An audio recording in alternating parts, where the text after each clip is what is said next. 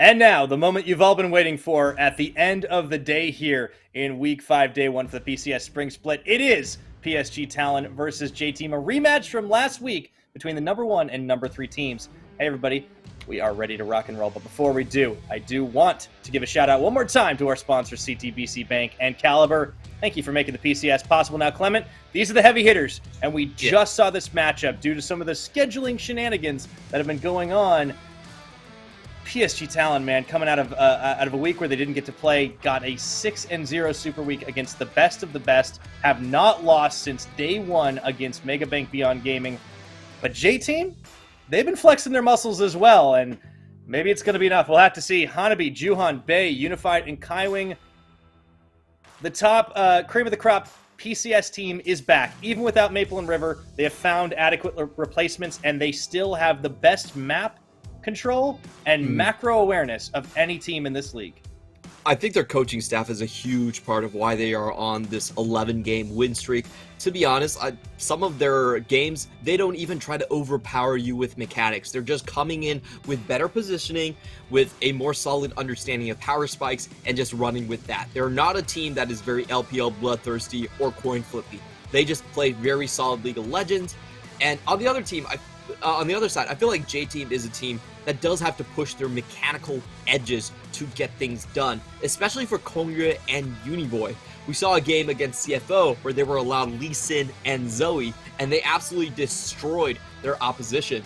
But if they don't get that Lee Sin, Zoe, or they don't get that Diana Renekton combo, a lot of the times their game can feel really sluggish, and they revert to being a very passive, late-game, little V-centric strategy. Yeah, and that doesn't work quite as well for them against some of the top squads. Nonetheless, they still showed that when they have the tools for success, they have a spark, right? This is a team that plays differently when they get the champions that they prefer. And we saw that promise of Kongye Uniboy. And of course, if anybody knows that promise, it's going to be the PSG Talent organization, because that's who they picked to fill their gaps for Worlds 2020. If you think back just a couple of years ago, there's a reason that this duo was so hyped coming into the league, and I think why we were a bit surprised that they dropped their first game against the likes of Deep Cross, which was an interesting way to open up the split, to be honest. But I'm really excited for this mid-jungle duo. I think this is where things can flip a little bit, because every other role, I give the edge to PSG's laners, even against Driver. Yes, Hanabi is an absolute beast, and Unified and Kaiwing, of course, in the bottom lane. But Kongye and Uniboy, they have a lot of strength as well, but we will be comparing our bottom lane. Just taking a look at the stats over here, Unified still doing a lot more damage in this sense, and his laning phase has been impeccable. And I feel like Unified is the player that is least reliant on sort of the big 3 AD carries in the Zeri, Jinx, and Aphelios. He's perfectly fine on Jhin and Xayah, and that just makes banning against him that much more difficult. I don't think a ban strategy against Unified has yielded any results. We've seen that from CFO. It doesn't work. On the other hand, from Lil V, this guy is very much Jinx-oriented. So if he doesn't find the Jinx, you do see the win rate sort of slide down a little bit. He's a very slow player in general, and a very safe player at that for the most part. So I think if you're comparing these two, bot lane, in my opinion, you have to go with PSG's bot lane. It's likely going to be very favored on their side. They have a lot more flexibility in the champion picks. Just raw skill level is one tier above. And that does mean that PSG, in my opinion, has more ways to play this game out. They can go for an early game strategy that targets the bot lane because it's most likely going to get pushed in. And they can also go for a late game strategy, which is kind of their bread and butter. For now, though, they're going to start with the basics by banning away Uniboy Zoe. Please, nobody should give Uniboy Zoe. This is playing against J-Team 101. Yeah, it's I argue definitely more important than the Lee Sin ban. Still worth considering that one as well. On the opposite side, J-Team, as expected, we see the Zeri ban red side coming in, but also Bay's Rise that he's had a fair bit of success on. Gwen now banned away by PSG. They don't want to give away a blind pick there for Driver, give Hanabi as many tools to succeed as he needs. I do think this is a matchup of two. Well, we highlighted the bottom lane. I think the top is actually a very, very interesting matchup as well, because it's a lot of experience coming to bear. Driver's having a pretty solid split on this J-Team squad. So I think the Gwen is a solid takeaway. But as we've seen that last week, he can play a lot. And J-Team banned Lee Sin themselves. Okay. All right. It's kind of interesting. We see J-Team banning out the most frequent combination from Juhan and Bei. Will be that Lee Sin plus Rise combo. Very strong late game, very good early game with the crowd control as well. And J-Team, as we expected, should be the ones going for the aggressive mid jungle. That has been where mechanically PSG has actually shown up the weakest. So they're just going to try and cash in on that perceived weakness and try to overpower with 2 snowballing picks right off the bat here. Oh, this is going to be so much heat on Juhan. Look at his eyes. He's just like, he's not even surprised about this, and he's trying to think of what can actually play against this. The Xin Zhao is still left open. That's kind of been the go-to picks for a lot of these players.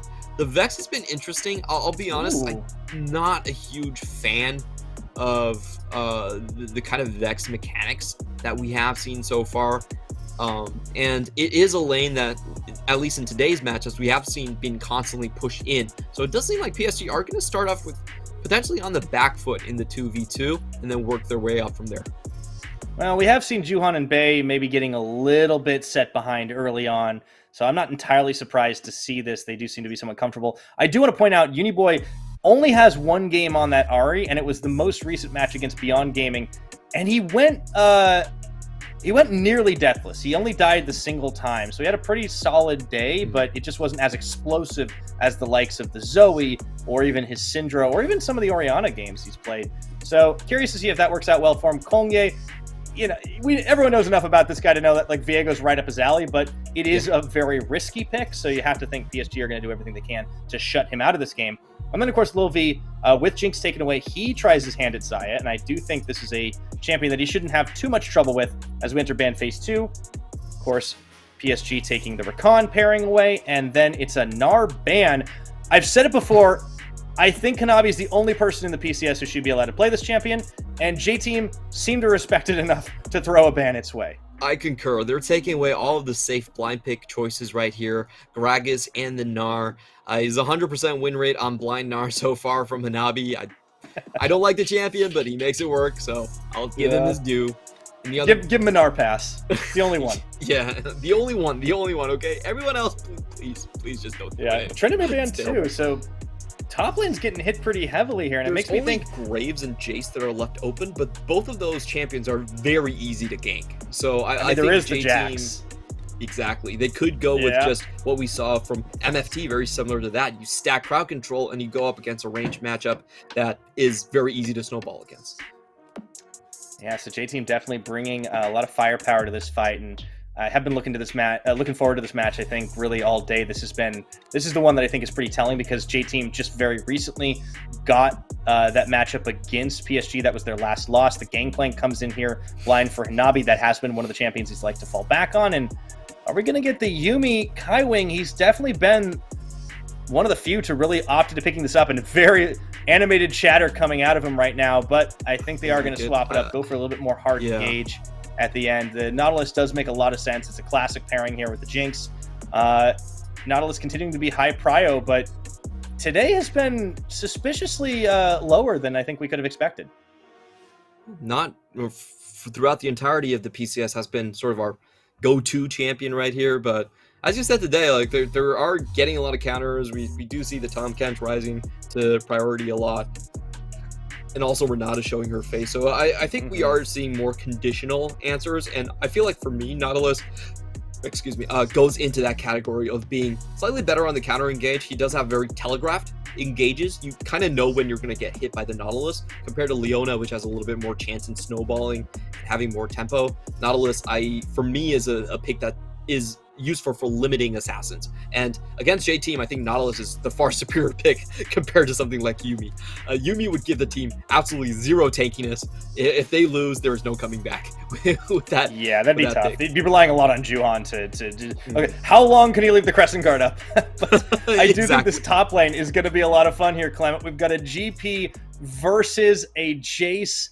Both top laners going to go for the carry style, and it kind of feels like they're getting like some of their stronger, not like top preference champions, but like if you want to get that side lane push going or maybe a little bit of global stuff, there's a lot of opportunity for both of them to get involved.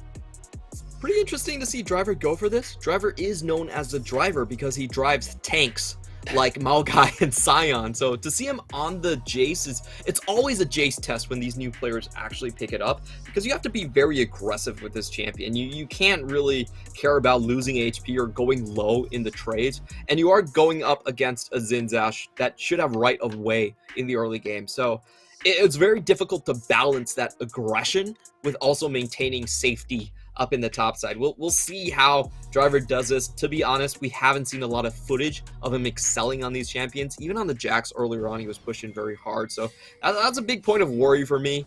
But for the mid jungle, this is going to be fireworks on level 6. There are just so many resets. If they get a kill, they can charge forward. They can get whole new cooldowns on the Viego.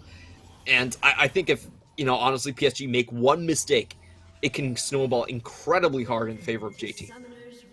J-Team will be counting on it, but PSG going to be going for a little bit of fun up top right now, and Driver is well within the safety of his tribe rush, but that isn't going to stop PSG Talon from trying a little bit of cheesy cheese. Crucially here, it isn't spotted up by Driver, so it means that there will be no counter invade from the side of JT. They do have the numbers for it, but they don't have the information for it. So far, everything's going to be kind of close. I do like this ward dropped into the top lane. It's always very helpful for the game plan to have vision of the Jace, especially level 1. Jace can just come up, get the W on, and just like triple tap you. And it's very annoying and very difficult to out-trade that. So getting the early ward down will allow Hanabi to avoid a lot of that level 1 pressure. That's true. Juhan and Bay comboing up. The new mid-jungle duo for PSG, picked up from NS Red Force over in Korea, has definitely made a splash. I think they've just slotted really well into the team, as Bay does get a decent trade level 1. I'm curious to see what he can do on this Vex.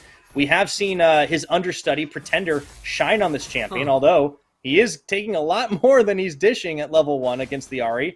Yeah, and much Enzo lower actually looking for cooldown on that side. Enzo, just gonna miss. A little bit of a whiff on their engage, and Lil V's in trouble. Rockets flying, and the flash, the heal, the follow. Are we gonna get an early first blood? We are, and we're off to the races with Unified. And as we said in the pregame, this bottom lane usually goes in favor of PSG. That was probably the worst traded level 1 I have ever seen. Enzo misses on the E. And then somehow Little V walks ahead of his support, giving Kaiwing an easy dredge line. So, I don't know if it's communication or execution or something, but that was very poorly played on the side of JT, giving an unexpected just level 1 kill right out. We'll watch this again. So once Enzo misses the E, both of them should be heading backward. Instead, Little V actually walks forward from his support. Kaiwing isn't going to let that slip. Instant ignite to stop the heal. And he's just dead right afterwards.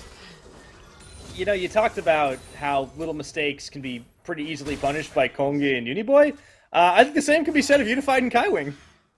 Yeah, this is going to be a very ugly early game. It's going to get pushed in, outranged by the Rockets, and with no summoners. There's so many different ways that PSG could play this. We have Zinzao in the vicinity of the bottom side, and with the lane pushing out. So Kongi most likely does have to pay this lane a visit here. They honestly could just go again onto Little V. We do have Kongi here now, at least trying to clear this lane up.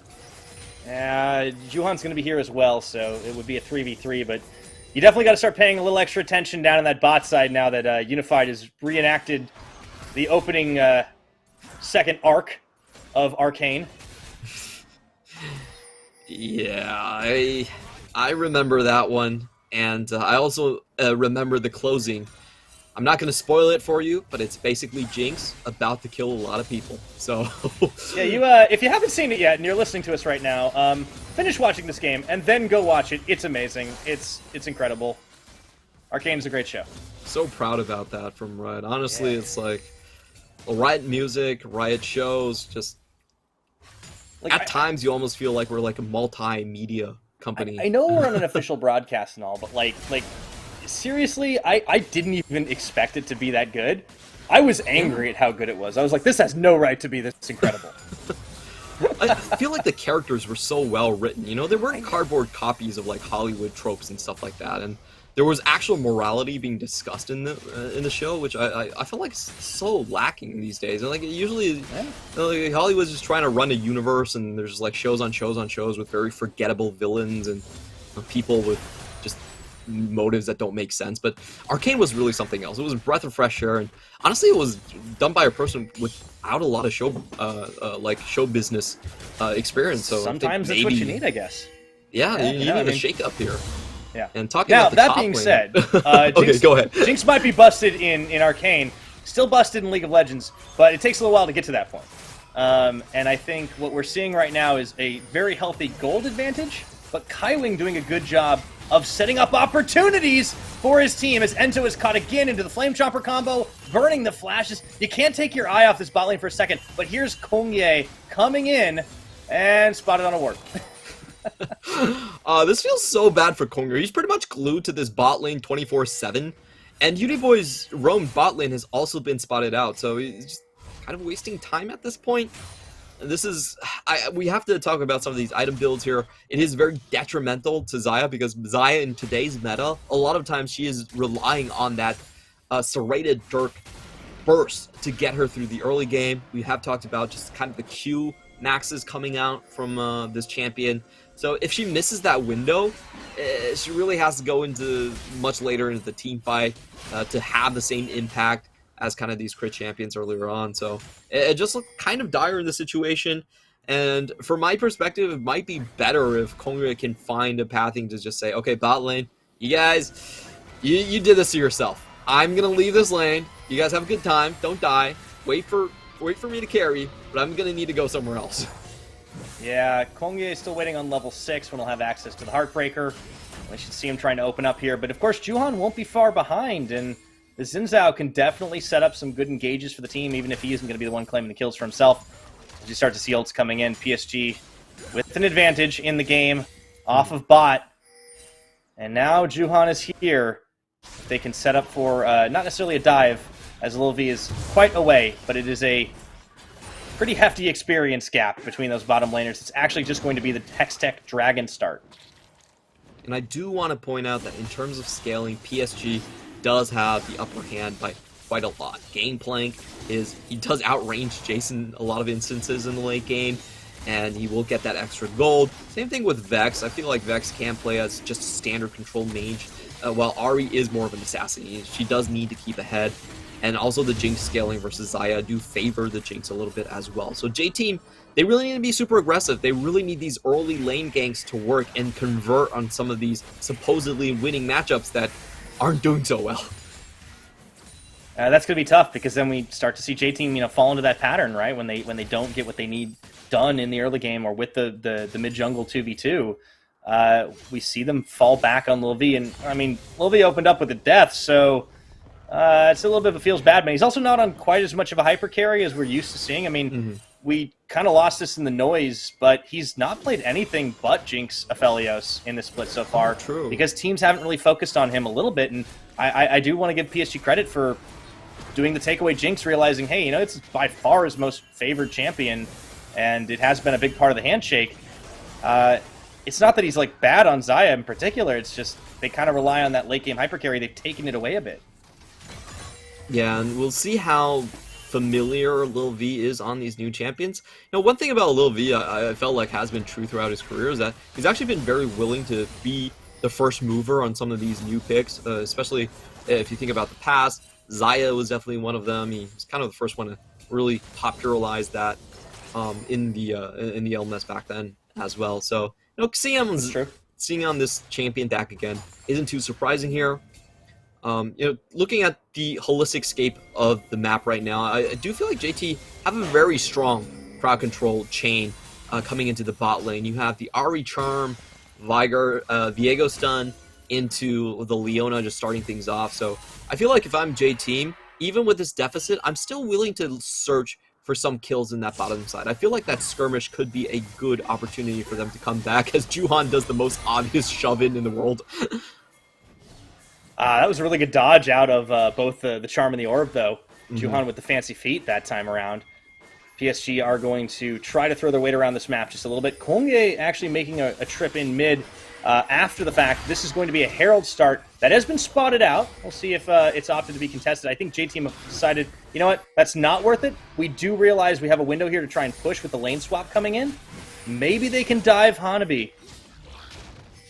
We'll see if they can actually pull that off, but of course Hanabi can just play it safe with the Cannon Barrage and just leave the lane completely.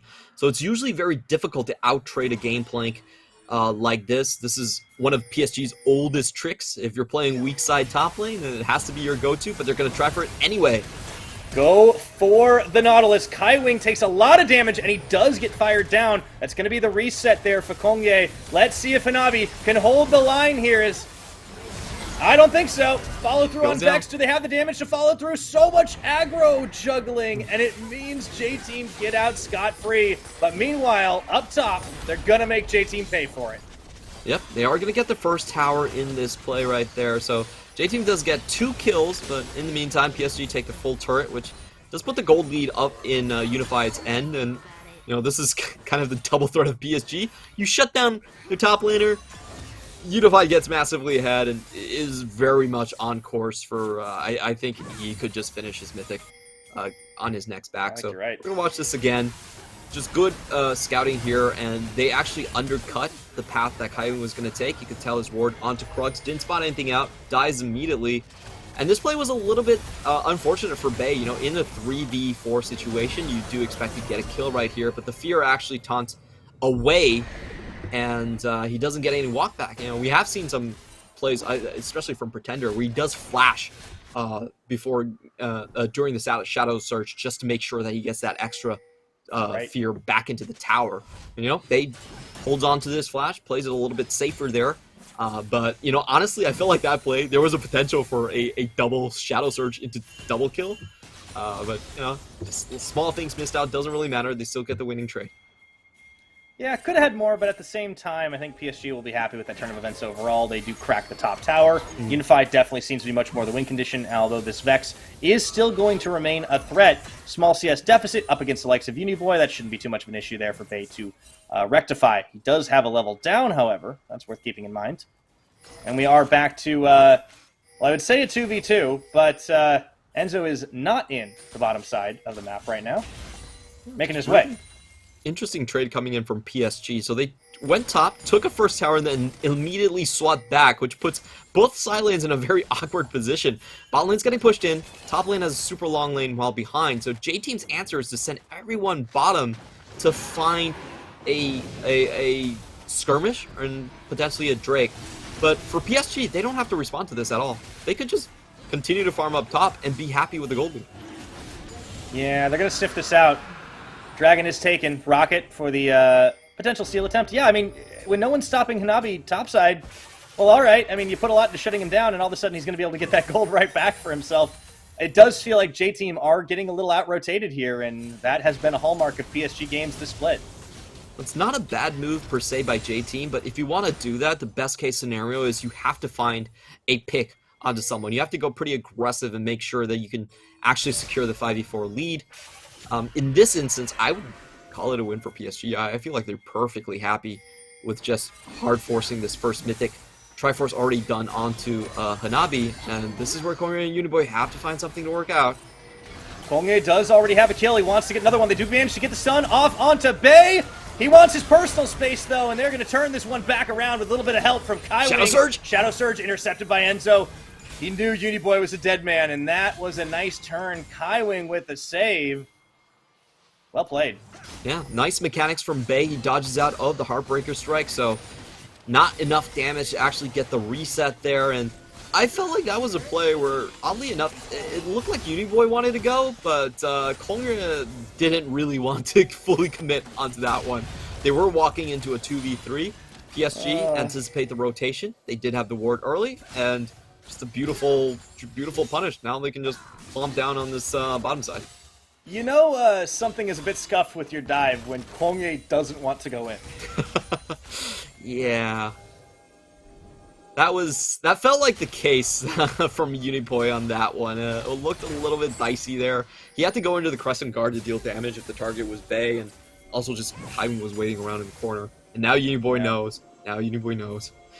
But Bay gets a kill on the board as well, so this Vex is going to start rolling a little bit. Let's see how this shakes out. Gold advantage. About 2,000 in favor of PSG Talon. Dragons, one apiece. We do have another Cloud Soul. A lot of Cloud Souls today. the most exciting of souls, if I have to say so. But Definitely not called Clown Drake, obviously. yeah, but it does give a sizable lead to the team that has that split push potential. Gives you rotational advantages here and there, and right now it should go over to game plank. The way that PSG has played with the game plank is just eye-opening. This has been a staple pick for them for multiple splits, and all the way back to the Flash Wolf days, even for Hanabi. So they understand how to trade on this one. If you overload a side of the map with game plank, you usually come out ahead, just because you can wave clear at minimal cost, and you just get a lot out of the other side. So I really like the change that PSG did. You know, take top 10 tower, get a huge lead, and a mythic onto your AD carry, then swap back and continue to just pressure a little V, not give away anything on the map. And yeah, I just feel like J-Team's time is like slowly ticking away again. This is a composition that does have to stay ahead and continue to be ahead. Oh, Juhan? Yeah. Double eclipses. Oh, Juhan is going to get caught. Crescent Guard stands strong, though. And even with the man advantage, it does mean that... oh, they're going to go in for round 2, finding Bay. Charm lands. Can they burst the Vex? They absolutely can. And bit of a misfire there for the PSG mid laner. Yeah, they were looking at a straight-up 3v3, but with Crescent Guard already down, they really couldn't take that one. And now we see J-Team finally being able to extend this lead. We haven't noticed this, but in the meantime, all the kills have been going to Komure. 3 kills already, Divine Thunder completed. Well, that's a win condition in and of itself. Yeah, it's funny. Any team Kongye is on always has a win condition of give him a carry and get him fed, but we're going to have to see how well that works out for him right now. So Herald killed and picked up. Driver's going to have some free farm. It will be a trade as Hanabi does manage to get bot turret, but I mean, this is pretty big for J-Team. They would love to get revenge for last week and to take another win up against the likes of PSG Talon. Only team been able to do it so far this split is Megabank Beyond Gaming. And that was the first game of the split when they weren't really gelled together just yet. I do expect PSG right now to be a lot stronger, especially with the much more visible coaching from Corki. I'm not sure Corki was even there on the first week. I don't think I saw him there. That's a good point, actually. But it's also tradition, right? Like, we've kind of established now that that Beyond Gaming get the like favored rival status after their performance last year, coming into the split, coming into the PCS in 2021, and just taking it by storm. Having an incredible back-to-back 2 series between the effectively the semifinals and the finals against PSG Talent. I mean, that we just got to see so many games between those two, and it was beautiful. Obviously, Worlds was a little bit of a different story, but we don't talk about that. Yeah, we don't. Well, it was a different team back then. It doesn't even matter now. I hope Doggo's doing well. You know, BLG still has his trouble, but Doggo still has a good chance to start over Uzi, and that's definitely saying something. J-Team now have a great chance to just poke out PSG, and a lot of damage going over onto the side of Bay. They also have that ward around Raptors, which is absolutely massive. Allows them to know the exact timing of people coming down the ramp here, but they're not able to hold it, and the fight starts. Engage from Kaiwing. Oh, that's huge burst right now. Do they have enough damage? Enzo is going to go into stasis. Driver, though, dropped. Lil V as well. Massive damage as Unified opens up with a big old double kill, and Kongye Uniboy heading for the hills.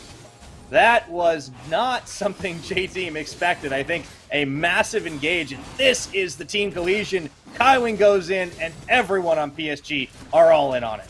My jaw is still on the floor. That was so beautiful. I have a teardrop on my cheek right now. Just watch that combo again. You know, it was Death Charge, forcing everyone back, and then you have Bay just swooping in, getting the fear. They're all taunted up, and you also have the Crescent Guard that knocked people back. That was just, this is the best team fight scene that we have seen the entire day, and most likely the entirety of the PCS. That was completely one-sided, execution to perfection.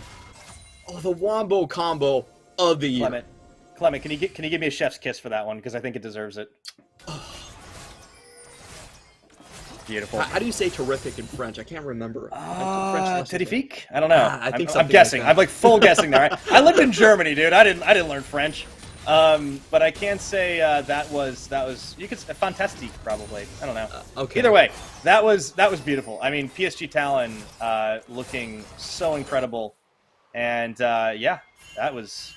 I'm kind of still in shock a little bit myself. I'm like, wow, because on the second hand, like I saw the start of the engage, and then like looking at Bay coming in, I'm like, oh, that was perfect.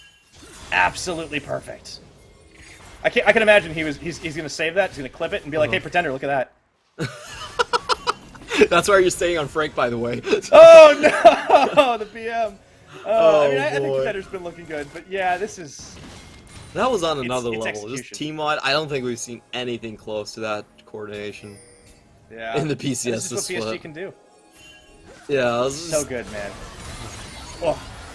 I wonder how they shot called that. You know, or maybe that's something that we could ask in playoffs once we get Rairachu back. That was. Yeah, I would absolutely want to ask about that. Also, I'm going to be very disappointed if I wake up tomorrow and that's not on the League subreddit. Someone clip that. It was gorgeous. Yeah, someone has to go and do it. That's just. Ugh.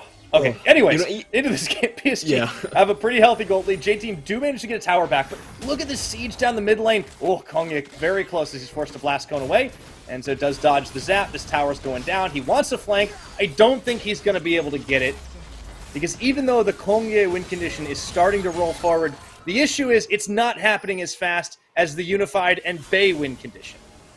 And they also need to be very careful about who goes in first. They need someone to soak up the crowd control. Enzo would be a target, but he's also pretty squishy. He's not soaking that fast, unfortunately. There they go.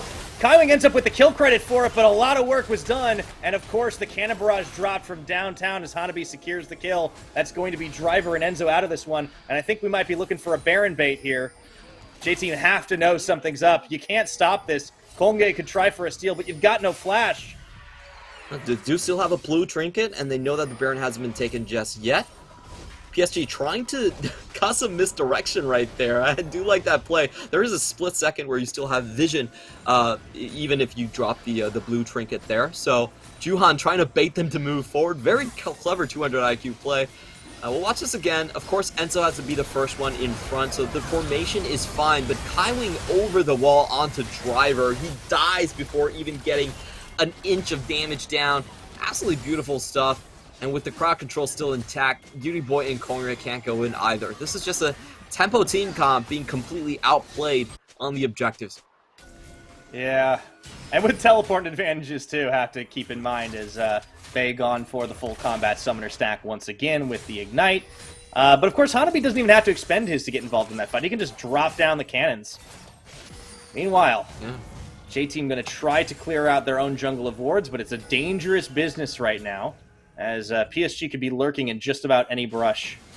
There's so many targets that they could just go for. Not even Boy has a Zhonya's right now, so he could just simply die to the burst if they do find the Shadow Surge. If I'm PSG, I'm very willing to take these engages here. They're pretty much just waiting for Nabi to come into position, as he does not have the TP here. And I just feel like for J-Team, I'm not sure about this play. I don't think PSG are going to be frightened about losing control of this top side. They still have the cannon barrage that could almost take everyone down to half HP, and that just means that they could full wipe J-Team without even being close to the objective. Just cannon barrage and Bay going in, and likely enough to kill the whole team. Yeah, gives them a lot of options. It's one of the things that Global Ultimates can do for you, in addition to having the teleport at the ready, which Hanabi still is a ways off from getting. Now Cloud spawning in a couple of seconds. Ooh, Uniboy going a little too close, but that could have been some bait there as he is able to recognize in time and walk away. Waves getting swept clean by both Bay and Unified, and this should be a very easy Drake take for Juhan. Should just take it solo, or maybe with a little bit of help from the Jinx. Meanwhile, the rest of PSG can hold the line in mid.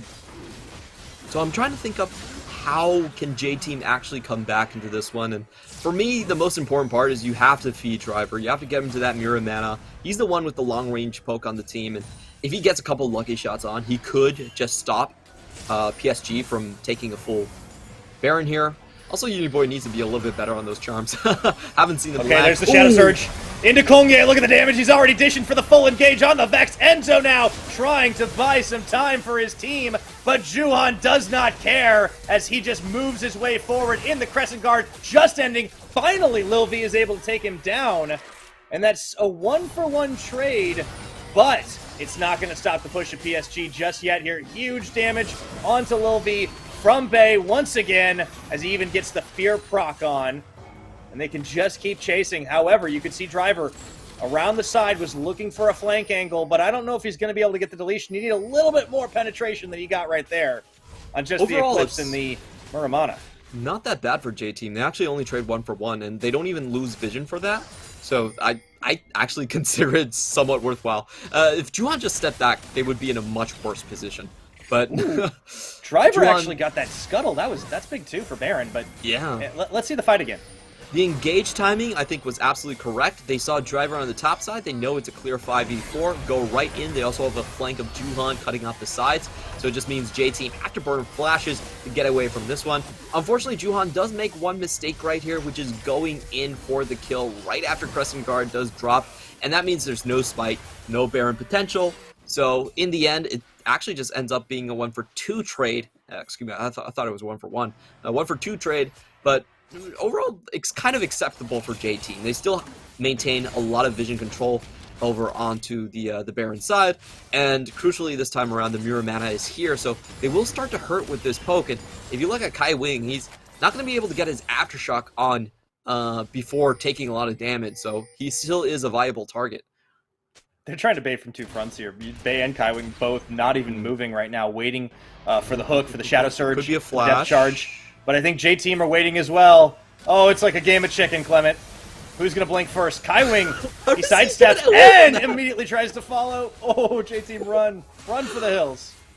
Oh, that was so decisive from Kai Wing. I'm just so amazed that he's been able to sidestep 2 of these while having no vision. Like, it's just... He's definitely very aware of the shenanigans. Absolute game sense. I mean, Kai Wing is... I stand by the statement I made at the start of the split. I think until proven otherwise, Unified Kai Wing, the strongest duo in the PCS right now. Part of that's from Unified, part of it is Kai Wing is just an absolute positional monster. I'm not sure if it was luck or something. It's just he should all calculated in that play, but he manages to survive. I'm not sure if it was great, you know. Because like in that sort of situation, it's actually pretty hard for Bay to actually chase over terrain. It means his follow-up is difficult. But PSG, they're done waiting. They're just gonna go right ahead. I mean, they got a Jinx, right? You can shred this pretty quickly. I mean, they clearly want the fight, because look where Bay's at right now. They're going to keep it aggroed, but J-Team, they are not falling for the bait. They're going to get that vision ward down, or that control ward down. This may turn into a smite fight, but now they do it! Got a little too curious, and in goes Bay to delete Driver off the map. Enzo trying to cover his team's escape, and the flank is routed as Kongye steps on a Flame Chomper. Oh dear. Oh, they just don't have the damage here to kill anyone, and look at how hard the engage is for Kongya and Uniboy. They just can't find an angle to go into these team fights. Yeah, there we go. Bay once again. Actually gonna get shut down. That's pretty big here. They're gonna have to peel off the Baron. That was a little greedy. Okay, Juhan and Bay. That's 1 apiece, alright? No more.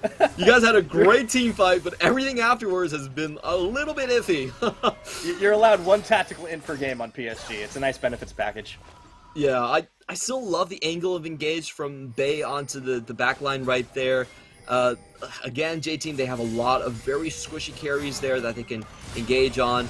And you can see the Death's Daughter is right there, cutting off Driver from escaping. The damage is enough. Hanabi chases in. There's a good bit of tit for tat coming in from Little V, but Kongya doesn't get to get into this fight whatsoever. Just 1 auto attack from Kai Wing, and Kongya is likely a dead man. And that's what I love about this Nautilus pick over the Yuumi. It's just so detrimental here. Now, Bait does have the fear, and he flashes for 1. I think, yeah, Bait just definitely misplayed that. When you flash, you definitely want to get the backward fear. Doesn't find that, and somehow Unified dodges everything and continues to charge forward.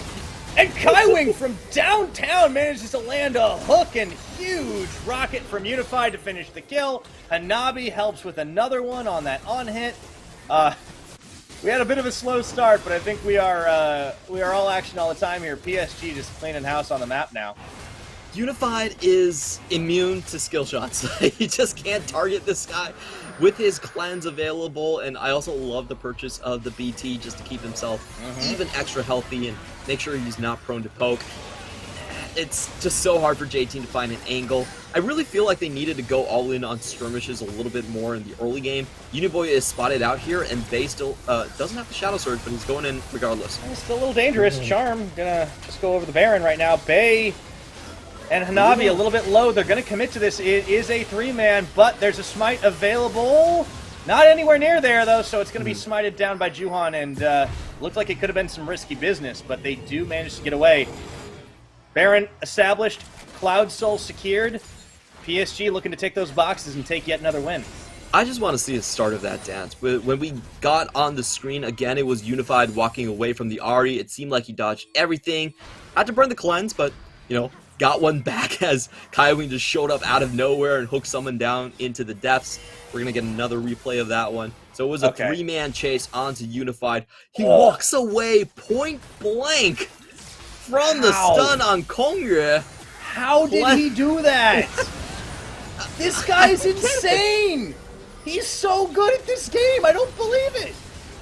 How did that...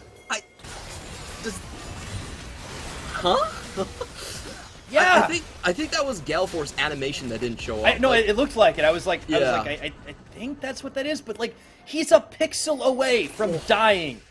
Oh, so incredibly cool. Definitely, it was the Gale Force. Okay, there's no way that you could walk away from that distance. So a little bit of a visual bug, but still impressive. Yeah, Kaiwing's just. I mean, I harped on him in week 1 when they had their one loss because his positioning was just so unusually iffy. But now, Hanabi being a little bit of bait, flashes away, opens up the opportunity for PSG to take the inhibitor tower, and it's just clean, methodical play from them. Hanabi's right back with the second wave of minions. They should be able to easily finish the job. With the barrels, it keeps J-Team from really getting much done, and like, J-Team didn't even really play especially bad this game. It's just, man, PSG Talent are good at League of Legends. The skill shots missing on both sides. They flash each other an emote, and now the big thing is Bay has his Shadow Surge up again. So many free targets here. Driver Kongyue. I don't think Uniboy still has that Zhonya just yet. So, and Unify just daring them to come in. Yeah, he is. And Juhan on the front lines right now. Going to keep them at bay for the time being in the Crescent Guard. Rocket splits the uprights. Doesn't really matter because they're able to fully delete at least Enzo and Lil V off the map. And here comes the push as PSG lead the minions in a march to try and finish the job today and earn win number 12 in 13 games. Unified is absolutely unstoppable. That's right, he is. And that's going to be the Nexus in 32 minutes. PSG Talent take the win. Beautiful game from PSG. They go on a 12-game win streak so far, entering into the second half of the split.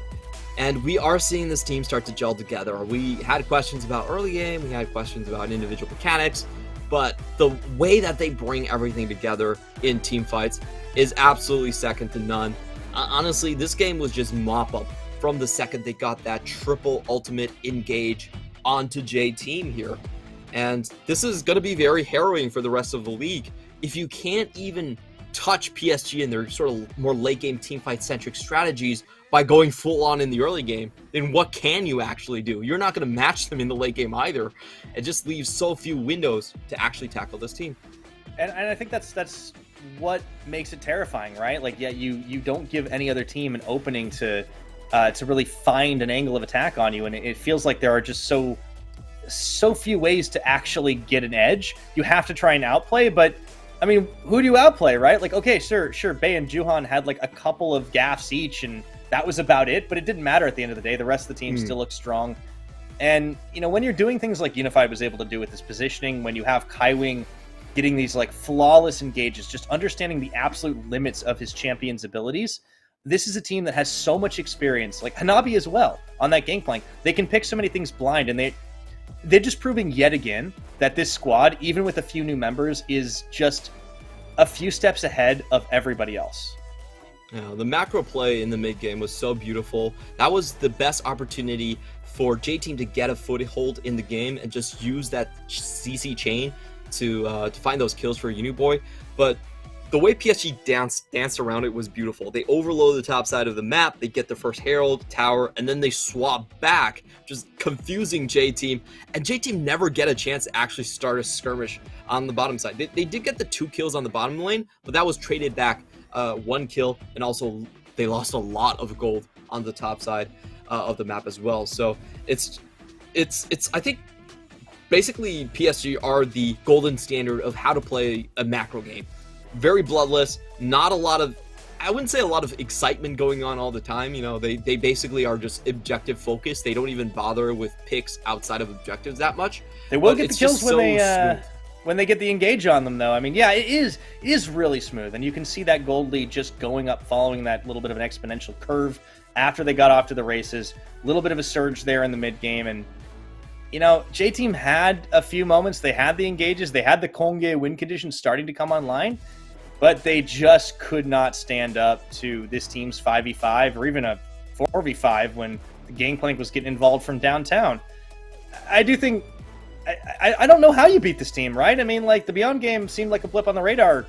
You try to out-rotate them, you're going to get beat. You try to fight fire with fire, you can't execute. They're just so scary. And Bay wins the MVP award for this game with this Vex performance. He's got more wins on it than Pretender, although not for lack of trying. That's definitely true. Very well-deserved MVP.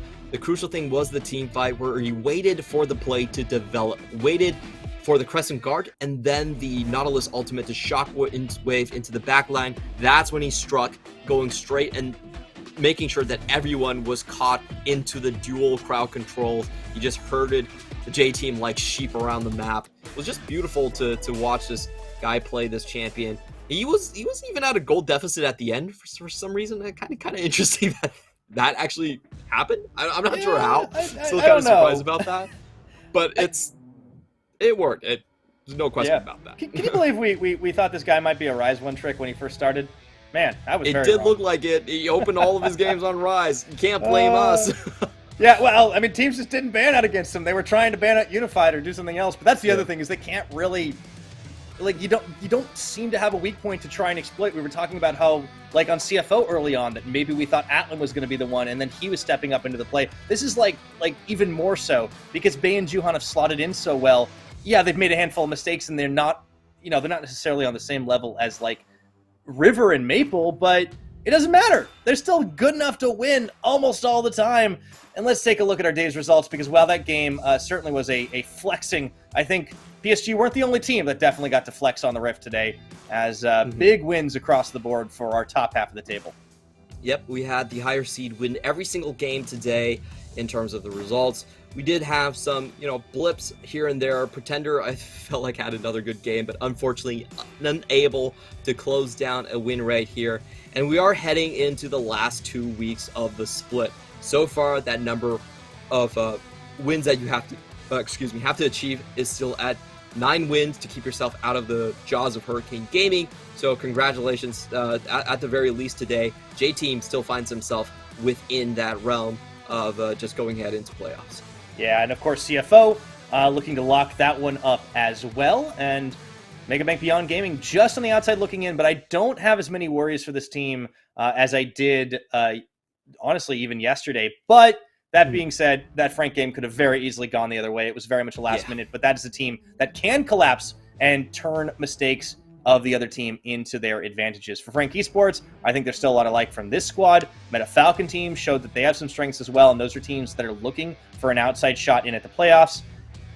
Teams I'm still looking for more for. Impunity, they very likely by process of elimination will make it into playoffs, but this is the start of a third week where I'm seeing a little bit less than what I would like from them, and we had a lot of good growth at the beginning. Hurricane, they haven't really found any answers, and of course Sem9 still searching for a single win. Do not want to be the first team in the history of the PCS to go 0-18. But we have yet to see. Tomorrow, we open up with Sem9 taking on Frank Esports, who will be looking for a win there. Now, Deep Cross and PSG is the highlight as our number 1 and number 2 teams square off against one another for what should be an absolute banger. And then, of course, we have a few other good ones on the board, closing out the day with CFO and Beyond Gaming in a rematch of the Battle of the Banks. True, and Beyond Gaming won the last one over CFO, which really started the decline overall of CFO. They just look like their mentality was shattered. And I also have to mention that these teams are only one game apart, so it's very possible for Beyond Gaming to actually leapfrog CFO and get that playoff positioning secured, at least for now. In the other side, we do have to mention once again that placement does matter. If you're the top two teams, you actually get essentially a double round bye. You start from the upper bracket and you get a bye directly into the quote-unquote semis. And, Right. if you're coming in on the 7th and 8th, then you have to start from the lower bracket. You get one last shot at advancing through the playoff bracket.